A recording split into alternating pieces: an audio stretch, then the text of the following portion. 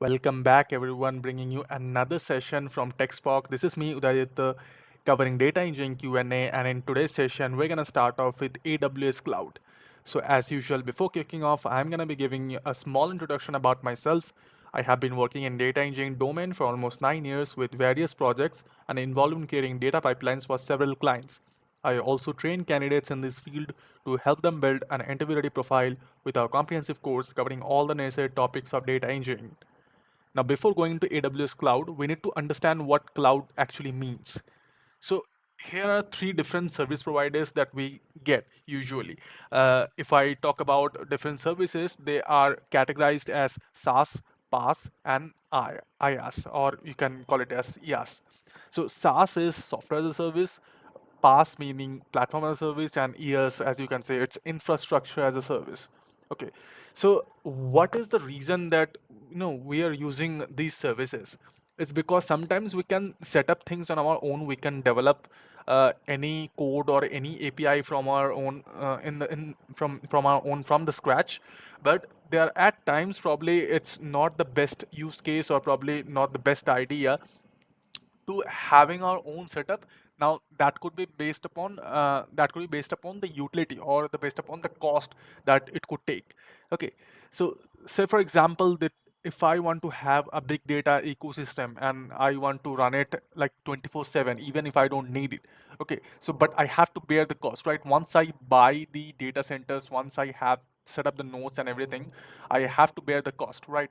But even though I'm just using it, say 5 to 6 hours every day, but I am also, considering the fact that I'm paying almost 24 hours a day cost, because it's not like that I'm paying by an hour or I'm paying by a day.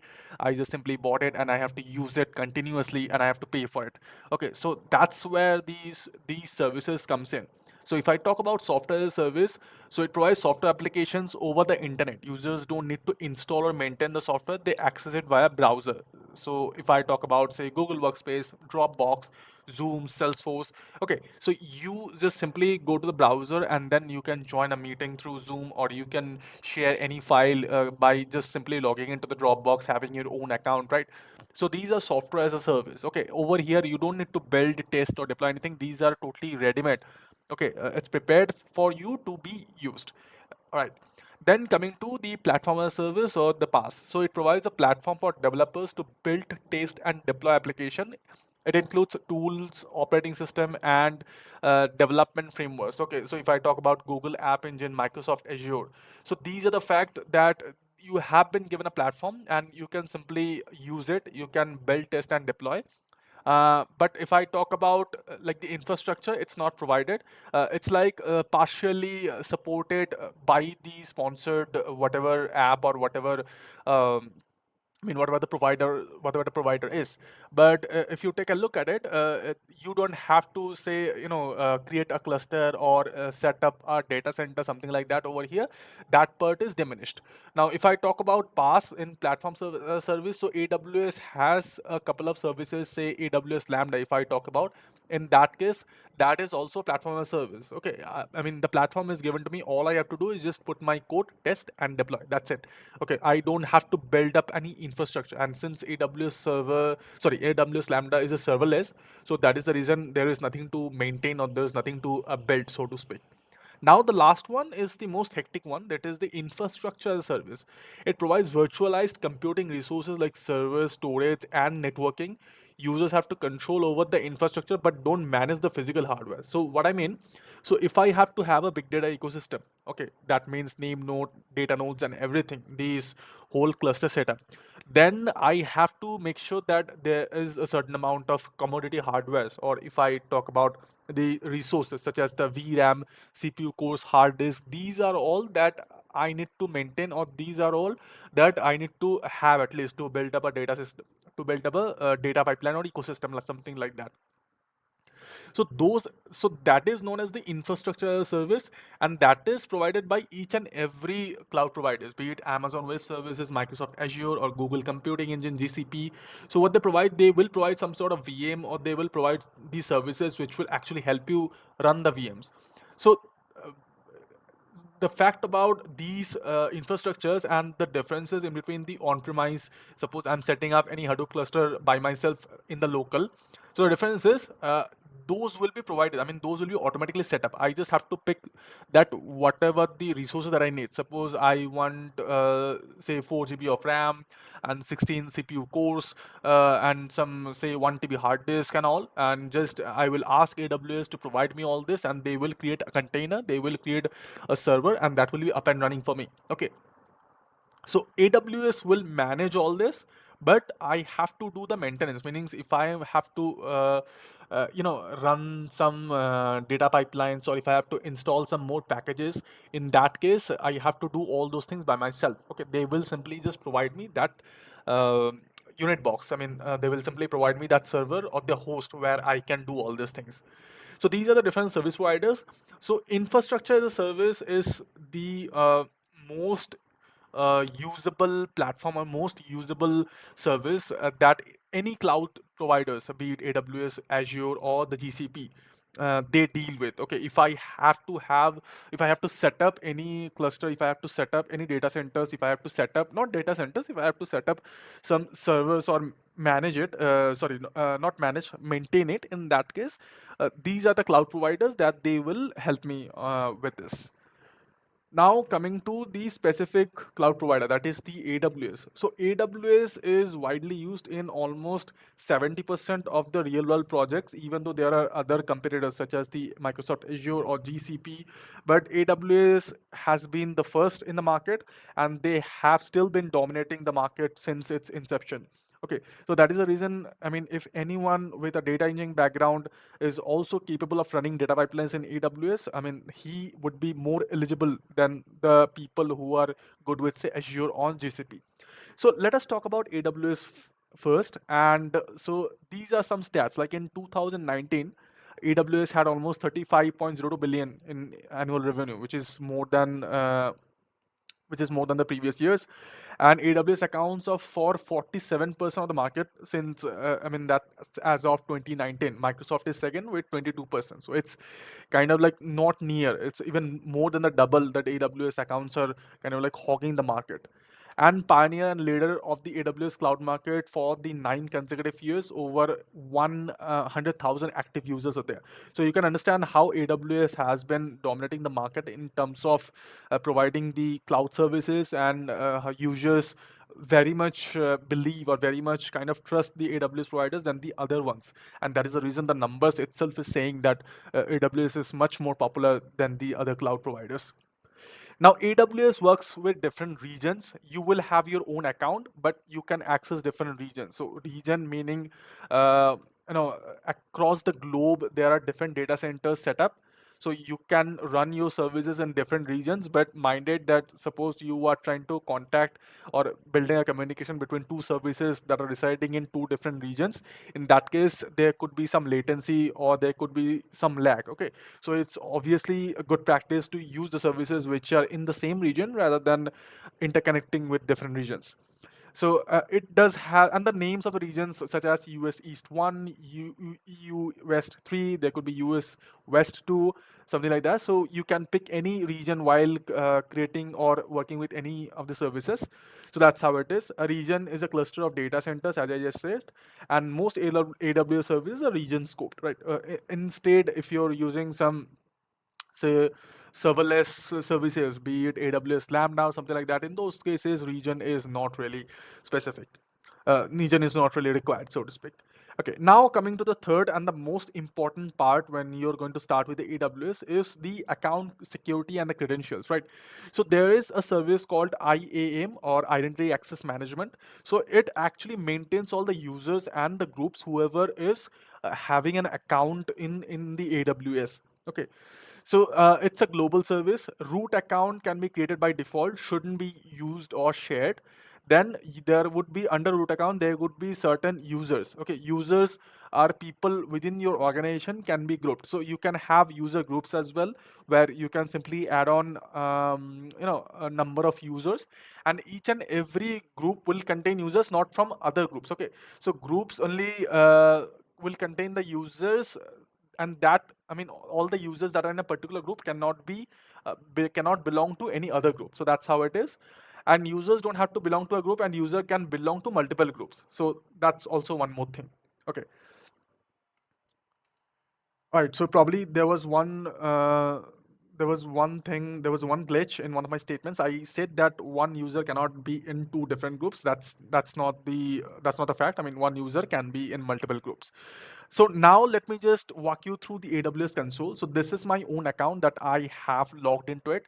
So over here, the root account is on me. That is, I am the admin. I am managing my own account. And inside the root account, I have created my own user. That I, being the user, suppose I am the manager or I am the admin of a project, right?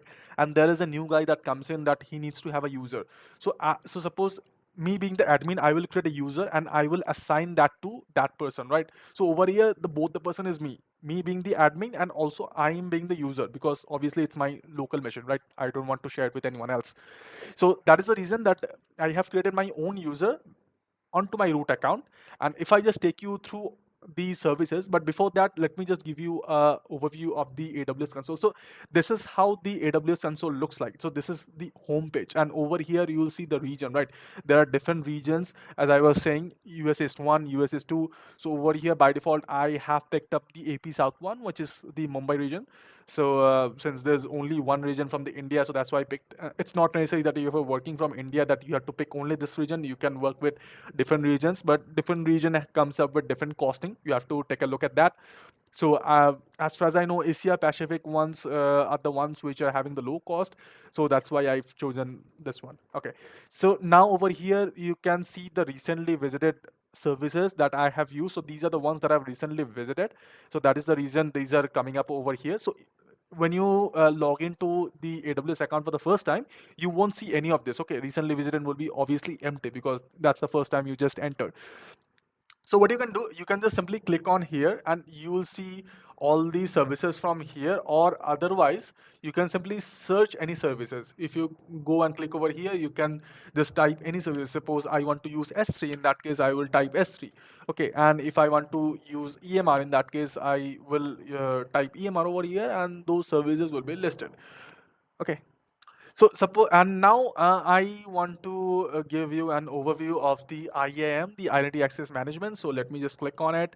It's over here, or else I could just simply go from the search button and create over here. So as I said, right, so this is the dashboard, and currently I have one user, that is me, and each and every user will have different roles. Okay, one user can have multiple roles, and these roles will be based on the different services that I want to use. Okay, so if I want to use the EMR, or if I want to use the S3, okay, in that case I have to use those roles where the EMR or the S3 policies will be attached, and obviously for each and every role there will be different policies attached as well. Okay, so let me just go to the users over here. And now this is one user that is under my name. So okay, so you will have your own access key and the access key and the access key ID. So all these things are required whenever you're trying to log in. So the fact of the matter is, when you log in, there would be access key and access ID. So that is for the user, and when you log in through your Gmail account, in that case you will be directly logged into the root account. And even using with the root account, you will be able to use any services you want. Okay, so this one I'm showing just to give you an idea how in the real world project things work, even though none of this actually matter to you, because these all will be handled by any platform team or admin team. It's not your job to maintain or create any user or to provide any policies. You won't be able to even access those roles or policies of the users, right? You will be just given some credentials like this is your user ID and password, and you will simply log in to the AWS account. So that's how in the real world projects the developer access the AWS account. You don't have to maintain anything at all. It's just for the sake of knowledge I'm showing you all this. So if I just click on this user, now I will see, so there are different roles or different policies that are attached. Okay, so this one I have given an administrator access. So if I just go into, okay, let me go to the roles. Yeah, so for these roles, So so if I go into the role section, in that case, these are the roles that are attached to my user. Okay, so if you can see EMR instance profile, EMR service role, glue service role, and etc. So if I just go into one of the service roles, say S3 role for dummy bucket, in that case, inside each and every role, you see these policy names, right? So what kind of permissions that I have. So suppose if I go to a custom managed policy, and how the policy looks like, it's basically a JSON formatted, uh,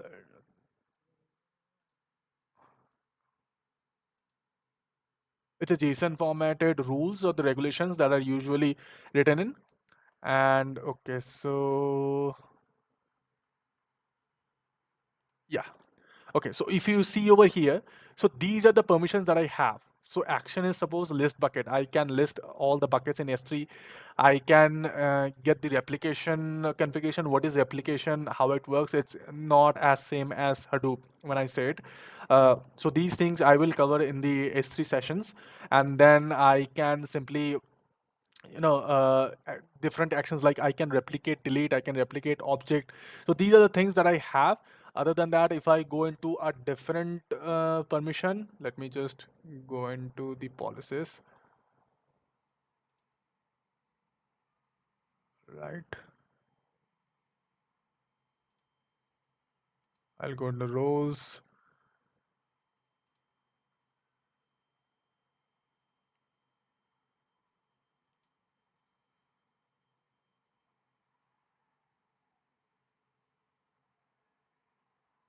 Takes a bit of time to roll the page. Now, if I go to JSON, in that case, I can simply allow all the actions on this S3 bucket. So basically, it's like an S3 full access. Okay. So these are the ways I can simply assign my roles. I mean, if I want to use S3, then what are the permissions that I need? What are the policies that I want to attach? So those can be simply simply used over here. Those can be simply attached to the policies, and I can use it anywhere I want. So if I show you one EMR Elastic Map Reduce, let me go to the service role. So these are the policies that are attached: the service role, and then the this is the service role policy. So this service role policy has its own permissions. Sort of. Let me just take a look at what are the permissions that I have. Okay, so I can create and tag network. I can create or I can attach any EC2. I can simply have the access to the any EC2 network. Now EMR is nothing but EC2 instances, so that is the reason why EC2 allowance is required for the EMR service role. So basically, these are the permissions and the roles that will be uh, attached on the users, and the users, the creation, maintenance, each and everything, it's not your headache. Again, I'm saying you can simply just leave it to the admin team. You just have to ask the admin team that you want to access these are all services, and how can you do that? How can you simply just say you want to create a EMR cluster, or you want your data in S3 to be read by the PySpark job that is being run on the EMR, right? So for these things, they will simply create a user, or they will attach those policies into your user ID, and then you can use them. Okay, uh, you won't simply have the access to attach any policies or access or add any roles to your user. Okay, so that's all about it from this session, and we're gonna come back to another session, and we're gonna talk about the AWS services such as the S3 EMR. We're gonna do some hands-on coding as well. So do reach out to us if you want some more clarity on our course. This is the data engineering course. We cover almost everything. The AWS EMR, S3, then Glue, then we have Hive, PySpark, which are on-premise as well as on AWS Cloud, and obviously Hadoop as well. So do reach out to us in case of any concern. We will be happy to help you. Thank you. Bye bye. Contact us for the free job assistance. We will help you to get the IT job. Please like, subscribe, and share the channel for more regular updates from TechSpoke.